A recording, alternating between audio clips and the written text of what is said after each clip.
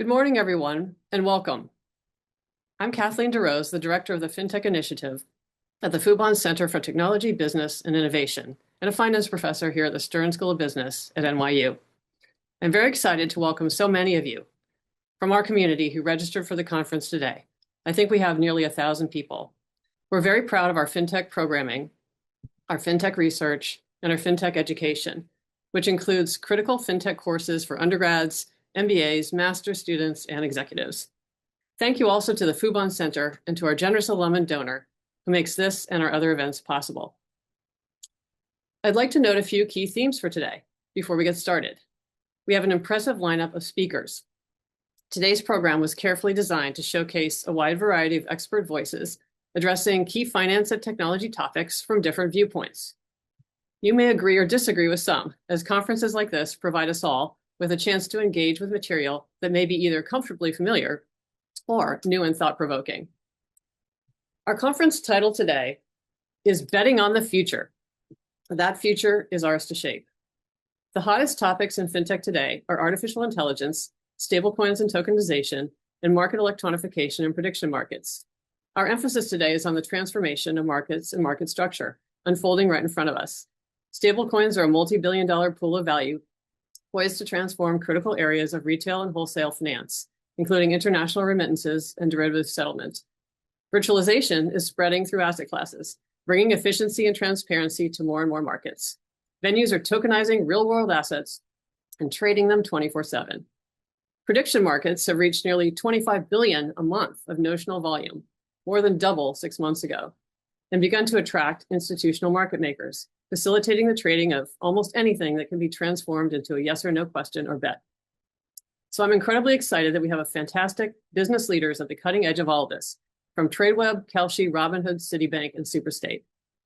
As always, we also have insights from folks working in both academia and policy, the combination of practitioner views and scholarly perspectives being a particular emphasis for this conference. Today, we have experts from the Bank of International Settlements on the implications of stablecoins for our financial system, and from leading professors on the economic implications of prediction markets. Last but not least, we always feature our student fintech organizations, as they are our next generation of fintech leaders. Please join me in welcoming all of our attendees and speakers for what promises to be an absolutely terrific morning. I'd now like to introduce our first speaker, Ronit Ghose. Ronit runs the Future of Finance team at Citi Global Insights, Citi's thought leadership unit. The team is focused on the intersection of the future of money and finance and emerging tech. Ronit's new book, Future Money, was published in 2024. Ronit and his team produced one of the most well-documented forecasts for stablecoin adoption. He's here to discuss how this forecast is developing and what we should all be focused on as the use of stablecoins spreads. Ronit, over to you. Thank you, Kathleen, and thank you to the NYU Stern team for having me on. I'm going to be talking about stablecoins and the implications of stablecoins. This is a change to digital and financial infrastructure. We're going to talk a little bit about why stablecoins today, what does it mean for banks, and also what does it mean for geopolitics? How does the world of money, and particularly cross-border money, change? The main points we're going to be making are as follows. Number one, we see significant institutional adoption ahead in the next 5 years. This is driven by increasing regulatory clarity in the US, in the EU, Singapore, UAE, and other markets. As importantly, there is a maturing of the financial infrastructure around digital assets that enables both bank and corporate uptake. Implications of this could include some deposit disintermediation, increased competition in payments, and also rising demand for short-term US treasuries. We believe banks and many clients, particularly corporate clients of banks, will prefer to use tokenized deposits, at least as a bridge product. And this will be the regulated financial industry's version, a supplementary version of stablecoins. Stablecoins also have the impact of being a catalyst to drive adoption of other digital form factors, including central bank digital currencies. We believe the current US administration's focus on stablecoins is going to accelerate work on CBDCs in China and India and potentially in Europe. But first, let's set the scene and define what stablecoins are. They're a financial instrument that runs on a public blockchain, and the value is linked to a reference asset, typically fiat, largely dollars. But it could be something else. It could be gold, for example. And its roots come out of the cryptocurrency industry. The use case now, or the appeal now more broadly, is that it offers you speed. Stablecoins can settle in minutes, whereas traditional cross-border payments go in hours, sometimes days. Stablecoins are also active 24/7, and very importantly, they offer programmability. Now, let's look at a little bit of the legal definition of stablecoins. And this is important. Money is a liability. Central bank money, i.e. reserves a commercial bank holds at the central bank, or cash in circulation, is a liability of the central bank. If I hold a banknote issued by the Federal Reserve, the Bank of England, or in my case, I'm based in Dubai, the UAE Central Bank, it's a liability of the central bank of the UAE or the US or the UK. Commercial bank money or deposits, your deposit at a Citi or a JP Morgan or an HSBC is exactly the same. You give us your money, we owe it back to you. Stablecoins, historically, pre-regulation, have not been as strictly defined as a liability. It has money-like properties. You have a promise of the stablecoin being redeemed at par value on demand. But before we had the Genius Act or MiCA or the UAE or the Singapore regulatory frameworks, we didn't really have any rules and laws. It was based on market powers. And the reason we've been so interested in the developments of the last 12, 18 months around stablecoins is that now you have a framework. Is it a stablecoin issued by ABC issuer in the US or the Eurozone is now a liability of an institution, which is redeemable at par. And it's going to be a regulated institution, someone bank-like.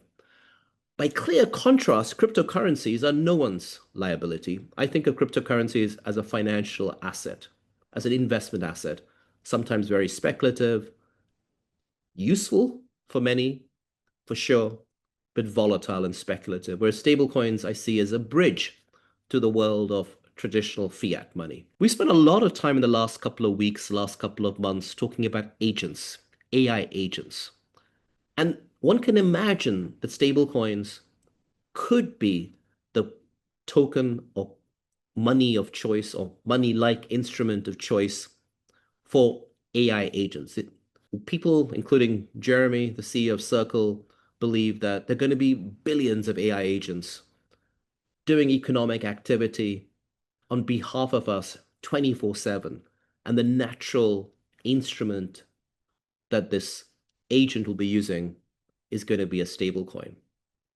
As you'll see on the next page, there's been a significant growth in stablecoin issuance, but it still remains relatively small. We're talking about a market that's sub $300 billion in issuance, or around $300 billion in issuance, give or take. And a turnover, as you'll see on the next page, of around 11 trillion on our preferred definition. There's a debate around just how big the market is because most stablecoin activity today remains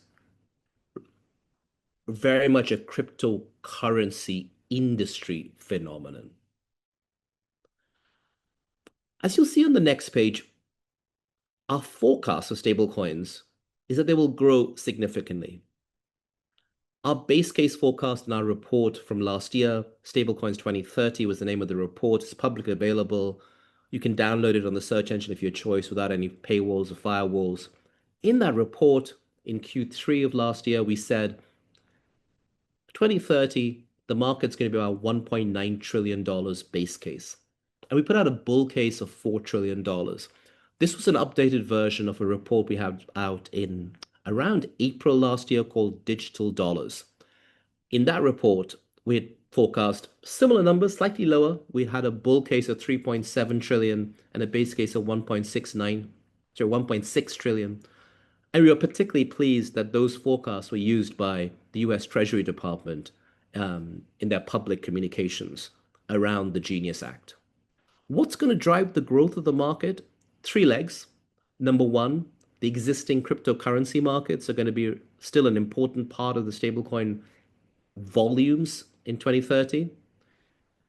Secondly, money held outside the US looking for dollars, looking for a dollar proxy, a liquid cash-like dollar proxy. We believe that particularly in higher inflation, weaker currency, non-G10 jurisdictions, you're going to see significant uptick and usage of dollar stablecoins, though some of this will be in the gray market rather than in the regulated market. And lastly, onshore, we will see some industries pick up stablecoins as a payment tool. And I say some, and I'll stress some here. We don't believe it's going to become the main or only payment at checkout. But just like BNPL, buy now, pay later, has become an option at checkout, along with your Visa card and your MasterCard, or in Europe, debit and account-to-account payments. We now have at checkout the Klarnas, the Affirms, in the Middle East, the Tabis and the Tamaras. We think there will be a stablecoin option, perhaps bundled into a loyalty program, like an e-commerce loyalty program or a travel loyalty program. You as a user may not actually need to hold a stablecoin wallet or even see the stablecoin in action, but the plumbing behind that loyalty program will be stablecoin based. One interesting trend, and we're seeing this, and if you go forward a couple of pages, we're seeing this in the huge number of announcements of new stablecoins. Everyone seems to want a stablecoin or a layer one. These are on the page in front of you on page 11, just some of the announcements we've had over the last 6 to 9 months of stablecoin companies or other crypto or fintechs or tech companies announcing a new stablecoin focused layer one blockchain. Circle, Stripe, Google are amongst some of the major players who've announced their own layer one blockchain. You're also hearing a lot of stablecoin projects being announced by existing financial services companies, fintechs, and others. And you'll see on the right-hand side of page 11 a non-exhaustive list. And the interesting point here is how globally diverse these list of issuers are. 2025 was a year of project announcements. We believe 2026 is going to be the year of execution and implementation. And between 2026 to 2028, we think there'll be a big pickup in the non-crypto native industry use case of stablecoins. As you'll see on the next page, we are beginning to see a lot of corporate interest. Retailers, online and offline, are exploring actively stablecoins for a variety of reasons. One is it could simplify transactions cross-border, it could lower transaction fees, and potentially give the retailer greater control and insights into their users. So there's a lot of interest in the corporate sector, though up to now it's been largely pilots and projects. We have seen some more digitally native companies push ahead with their own stablecoin-like projects, though often these are more akin to deposit tokens or tokenized deposits. One very large e-commerce player is already doing a lot of its international treasury business using deposit tokens, tokenized deposits. And on the next page, we'll try to define what these tokens are. We're calling them generically bank tokens, but it's worth stressing that a tokenized deposit and a deposit token are different instruments. But let's just, for the sake of keeping it simple, talk about them as bank tokens initially before double clicking on the differences. So what is a bank token? A bank token is like a stable coin, but is a direct claim on funds held at a commercial bank. So in a stablecoin, the reference asset or the reserve asset is typically, in the US example, T-bills or similar highly liquid assets. In case of a bank token, the reference asset, the reserve asset, is the deposits or the balance sheet of the bank. And remember, I gave you a few pages earlier definitions of money. And I said commercial bank money is a liability of a commercial bank. It's an IOU, that commercial bank. Bank tokens are exactly the same thing. They're a liability of the issuing bank. Many existing corporates, MNCs, appear for now to prefer bank tokens. Now, that statement will be debated. There will be many corporates, particularly digitally native companies, who are happy to go to stablecoins directly. But for many corporates that I talk to, they prefer existing banking relationships. They do not want to interact with new rails. They want to keep their existing rated, regulated counterparts.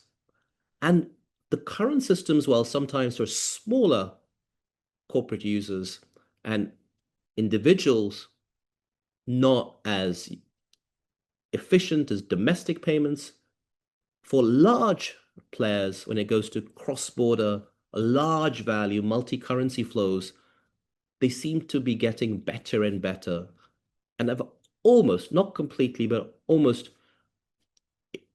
got rid of some of the major hurdles that they used to exist a few years back in terms of time to settlement, in terms of cost of flows. Deposit tokens do have, or specifically tokenized deposits do have one major shortcoming. They're not interoperable. So if you hold a deposit token from one bank, it only works inside the rails of that bank. Now, that is being worked on. There are projects underway at various banks to try to get some of the interoperable goodness of stablecoins with the regulated and privacy benefits of having a bank relationship. So watch this space.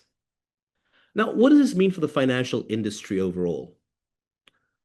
Many central banks, many regulators, many policymakers stay awake at night worrying about implications, destabilizing implications of new technologies, including stablecoins, on banks, bond markets, the financial system in general. And in Europe and in Asia, banks are a much bigger part of the financial system than in the US. The US has now for decades had a heterogeneous, diversified, multi-market, multi-institution financial system. You've got commercial paper markets that have been around for a very long time, bond markets, corporate bond markets, bank markets, private credit markets more recently. It's a much more rich tapestry. Whereas I'm doing this call today from India, the credit markets in India tend to be much more bank-driven, just like they are in a France or a Germany. Now, it's no surprise that policymakers in countries that are very heavily bank-driven are more concerned about digital assets. You see on the next page some of the implications.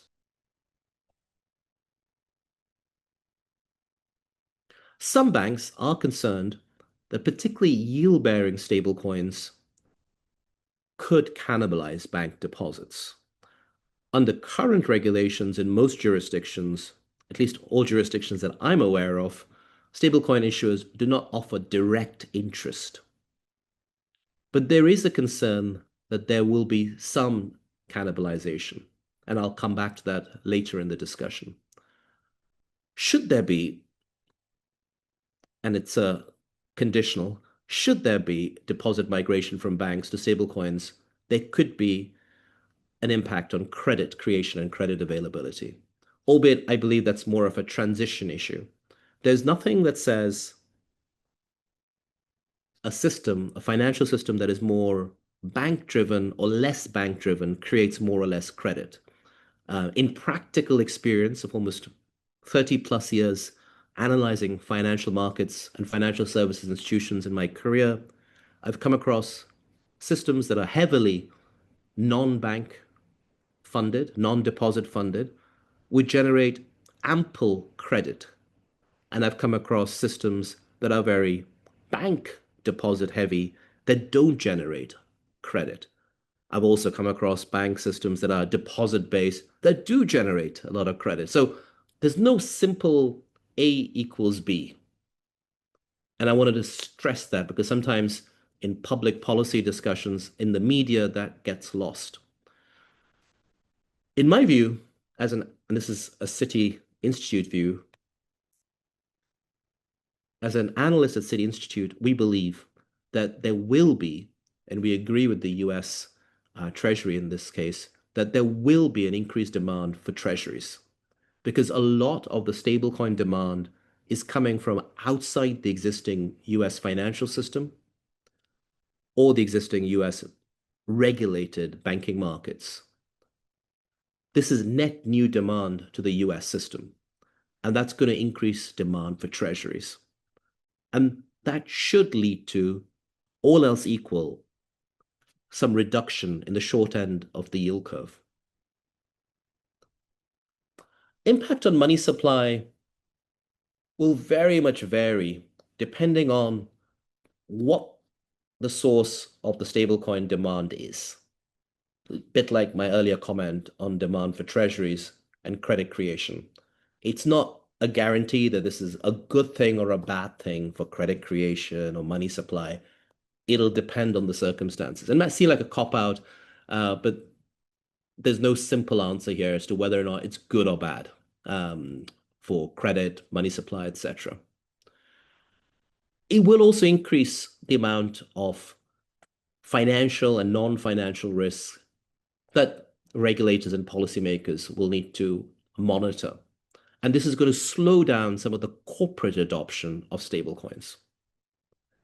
On the next page, we have a very detailed analysis on the implications on bank deposits.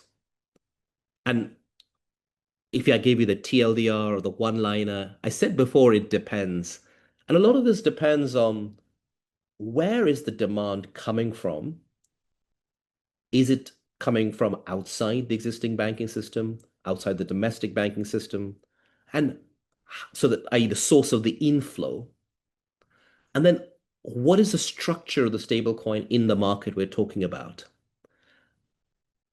Are the reserves held directly of the stablecoin issuer in T-bills or the central bank? In which case it's a net negative potentially for the banking deposit funding. Or is it simply a substitution where the inflow, the stablecoins that are issuers that are buying T-bills are buying it from existing T-bill holders domestically who are reinvesting the money, placing the money back into the banking system. And then it's kind of a neutral. There's a whole range of permutations. This page 16, kind of sets it out. And hopefully, if you need access to this, we can provide this page. It's inspired by, borrowed from a Federal Reserve report from a couple of years ago, but still very relevant today. Let's double click on the Treasury point to understand the incentives or what's motivating the US Treasury, the US government.